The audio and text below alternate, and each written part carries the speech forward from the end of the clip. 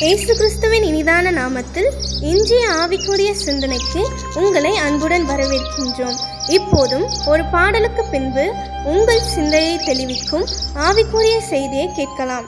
அற்புதர் அற்புதர் அற்புதர் அற்புதர் இயேசு அற்புதர், அண்டினோர் வாழ்வை இன்பமாய் மாற்றும் இயேசு அற்புதர்.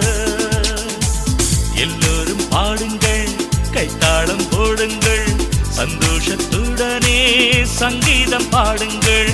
எல்லோரும் பாடுங்கள், கைத்தாளம் போடுங்கள், சந்தோஷத்துடனே சங்கீதம் பாடுங்கள்.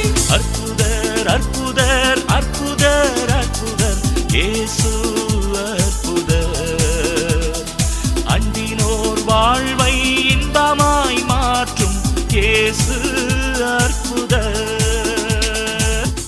மனதுருக்கம் நிறைந்த இயேசுவின் இனிதான நாமத்தில் உங்களை வாழ்த்துகிறேன். நம்முடைய ஆவிக்குரிய சிந்தனைக்காக மார்க் எழுதின சுவிசேஷம் 1 அதிகாரம் 41 நான் வாசிக்கிறேன். இயேசு மனதுருகி கையை நீட்டி அவனை தொட்டு, எனக்கு சித்தமுண்டு, சுத்தமாக என்றார். குஷ்டரோகி ஒருவன் இயேசுவை தேடி வந்து இயேசுவிடம் சொல்லுகிறார், இயேசுவே, உமக்கு சித்தமானால் என்னை சுத்தமாக்கும், அப்பா உம்மால் கூடும் என்று சொல்லி வேண்டிக் கொள்கிறான். ஆண்டவர் என்ன சொல்லுகிறார்? சரிப்பான்னு சொல்லி போகலாம். குஷ்டரோகம் தொடுவதற்கே யோசிப்பார்கள். ஆனால் இயேசு என்ன பண்ணுகிறார்? சித்தம் என்று சொல்வது மட்டுமல்ல, மனதுருகி அவனை தொட்டு சுகமாக்குகிறார்.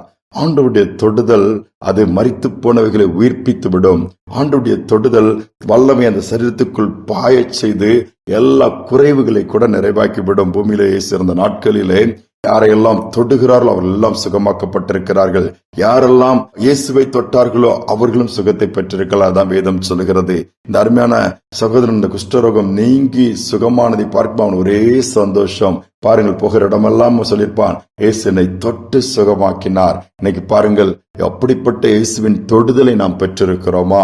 இயேசுவின் தொடுதல் நமக்கு இருக்கும் என்று சொன்னால், பெற்றிருப்போம் என்று சொன்னால், நிச்சயமாகவே நம்முடைய சரீரத்தில் ஒரு பெரிய மாற்றத்தை நாம் பெற்றிருக்க முடியும். அதனால்தான் இந்த நாட்களிலே ஆண்டவருடைய தொடுதலை நாம் அதிகமாய் வாஞ்சிக்க வேண்டும் என்று சொல்லி ஆண்டவர் எதிர்பார்க்கிறார். அநேக இடத்திலே சின்ன பிள்ளைகளுக்கு சொல்லிக் கொடுப்பாங்க, குட் டச், பேட் டச் சொல்லி, எது எப்படிப்பட்டதுன்னு சொல்லி அதையும் தாண்டி ஒரு தொடுதல் இருக்கிறது. அதான் காட்ஸ் டச். அதை சொல்லிக் கொடுத்து நம்முடைய பிள்ளைகளுக்கும் வளர்ப்போம் என்று சொன்னால், நம்முடைய பிள்ளைகள் இயேசுவின் தொடுதலை பெற்றிருப்பார்கள் என்று சொன்னால், அதை அனுபவித்திருப்பார்கள் என்று சொன்னால், அதோட மேன்மை வேறொன்றும் இருக்க முடியாது. மாற்றத்தை பெற்றுக் கொள்வார்கள். ஒரு மருத்துவமனை, ஏராளமான பேர் வியாதியஸ்தர்கள் அங்கே இருக்கிறார்கள். சுகமாய்க்கொண்டே போய்கொண்டிருக்கிறார்கள். நிறைய பேர் திக்கத்தோடு, இந்த வியாதி நீங்குமா, இந்த புண்ணு ஆறுமா, இந்த பலவீனம் ஆறுமா, இத்தனை நாட்கள் வந்து வந்து போய்கொண்டிருக்கிறேன், அப்படிப்பட்ட ஜனங்களும் இருக்கிறார்கள். சிலர் தங்கியே ட்ரீட்மெண்ட் எடுக்கும் பொழுது அங்கு ஒரு சகோதரி புறப்பட்டு போய் இயேசுடைய அன்பை சொல்லி, இயேசுவை ஏற்றுக்கொள்ளுங்கள், இயேசுவை பிடித்துக் கொள்ளுங்கள், அவர் நினைத்தால் ஒரு தொடுதல் போதும், உங்களுடைய சரீரம் எல்லாம் சுகப்பட்டுவிடும், நீங்கள் வீட்டிற்கு போய் உங்களுடைய வேலைகளை நீங்களே செய்கிற அளவுக்கு பலன் உண்டாயிரும் என்று சொல்லுகிறார். அதோடு மட்டுமல்ல, அந்த மார்க் எழுதின சுவிசேஷத்தில் இந்த சம்பவத்தை சொல்லுகிறார். இயேசு பூமியில் அந்த நாட்களிலே அவர் போய்கொண்டிருக்கும் பொழுது ஒரு குஷ்டரோகி எதிரே வந்து, என்னை சுகமாக்க முடியுமான்னு சொல்லி கேட்கும் பொழுது இயேசு தொட்டு சுகமாக்கினார். அவர் தொட்டு சுகத்தை கொடுத்தார். அவர் சுகத்தோடு தான் பெற்றுக் கொண்டார். அதே மாதிரி நீங்க கேட்டீங்கன்னா, இயேசுவே என்னை தொட்டு சுகமாக்குன்னு சொல்லிட்டு நீங்க ஜெபம் பண்ணி பாருங்க. இயேசுவேன்னு கூப்பிட்டு பாருங்க. நீங்க யாராக இருக்கலாம், இயேசுவேன்னு சொல்லி கூப்பிடும் போது உங்கள் பலவீனம் மாறும்படியா அவருடைய தொடுதல் உங்கள் மேல இறங்கி வரும்னு சொல்லிட்டு இவங்க கடந்து போய் விட்டார்கள். அப்போ நிறைய பேர் கேட்டாங்க, விட்டாங்க.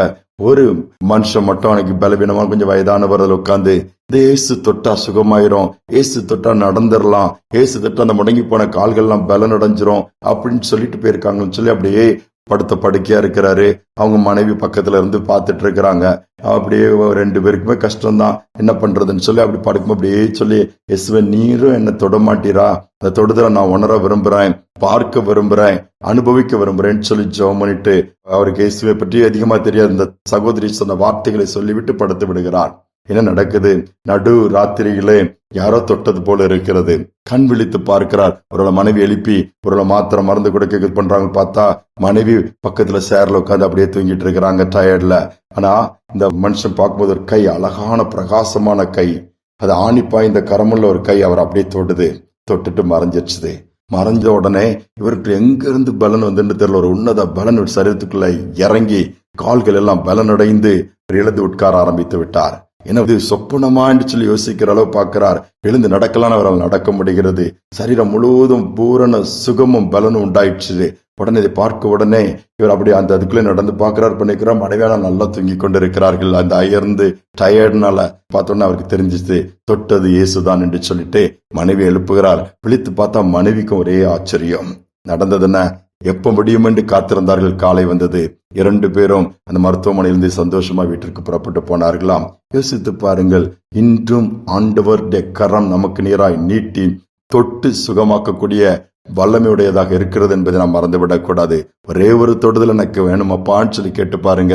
வாழ்க்கையின் எல்லா பகுதியும் அப்படியே தலைகீழாய் மாறி ஆண்டவருடைய நாமம் மகிமைப்படத்தக்க விதத்திலே காரியங்கள் நடக்க ஆரம்பித்து விடும். ஜெபிப்போமா. எங்கள் அன்பின் பரலோக தகப்பனே, மனதுருக்கம் நிறைந்தவர் அப்பா, நீர் வியாதியஸ்தரை பார்க்கும் பொழுது மனம் இறங்கினீர். வேதனையோடு இருக்கிற பார்க்கும் போது மனம் இறங்கினீர் அப்பா. திரளான ஜனங்களை பார்க்கும் போது மனம் இறங்கி தேவைகளை சந்தித்தீர், வாஞ்சிகளை அருளி செய்தீர். இப்பொழுது யாரெல்லாம் பலவீனமா இருக்கிறார்களோ, யாரெல்லாம் முடியாமல் இருக்கிறார்களோ, யாரெல்லாம் சோர்ந்து போயிருக்கிறார்களோ, உடைய கரம் பராக்கிரமம் செய்யுமே, உடைய தளம் நிறைந்த கரம் குணமாக்குமே. இன்னைக்கு அப்படிப்பட்ட தொடுதல் ஒவ்வொருவருக்கும் உண்டாகட்டும் அப்பா. இன்றும் நீர் ஜீவிக்கிறவரா இருக்கிறீர். அன்று செய்த அற்புதத்தை இன்றுமால் செய்ய முடியும். ஒவ்வொரு குடும்பங்களுக்குள்ளும் அற்புதங்கள் நடக்கட்டும். தனிப்பட்ட நபர்கள் கேட்கும் பொழுது அற்புதத்தை பெற்றுக் கொள்ளட்டும். பலவீனமான சரீரங்கள் பலன் அடையட்டும். எல்லா ஆறாத காயங்கள் எல்லாம் ஆற்றப்படட்டும் அப்பா. எழுந்து நடக்கும்படியாக செய்வீராக. உம்முடைய நாமத்தை உயர்த்தக்கூடிய பாக்கியத்தை ஒவ்வொருவருக்கும் கொடும். தாழ்த்தி ஒப்புக் கொடுக்கிறேன். துதிகனமே ஏற்றுக்கொள்ளும் இயேசுவின் நாமத்தில் பிதாவே, ஆமேன், ஆமேன். ஆண்டவர் தொட்டால் போதும் சுகம் உண்டாய்விடும், சூழ்நிலை மாறிவிடும். இந்த சிந்தனையோடு இந்த நாளை தொடருவோம். மீண்டுமாய் நாளை தினம் சந்திப்போம். நோய் நொடியில் வாடுகின்ற உன்னை காண்கிறார். நோய் நொடியில் வாடுகின்ற உன்னை காண்கிறார்.